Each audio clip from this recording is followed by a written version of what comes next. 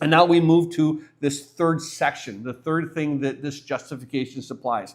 And what we recognize is this, that in verses 12 through 21, that justification is the basis for eternal life, apart from death. And as we note here, we saw where in verse 12, just as through one man sin into the world and death through sin. So death is there, and death is what we should have. Eventually, we're going to see in verse 16, it talks about the judgment. In verse 15, it talks about the offense. In verse 17, it talks about the death.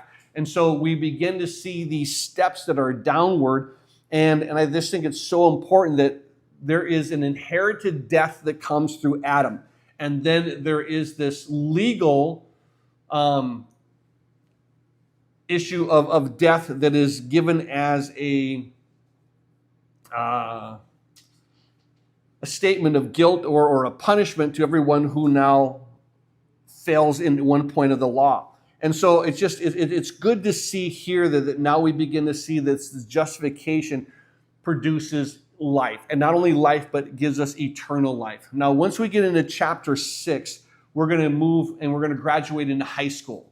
Because once we are here, we're looking at what it produces in us.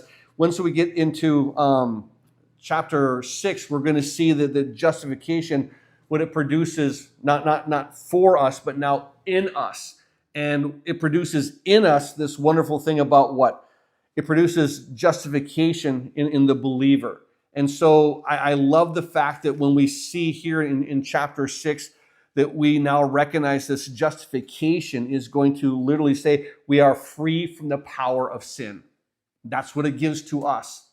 And as we note that there in chapter 6, this is what it produces in me, a freedom from the bondage of sin, what sin has over me and all these things.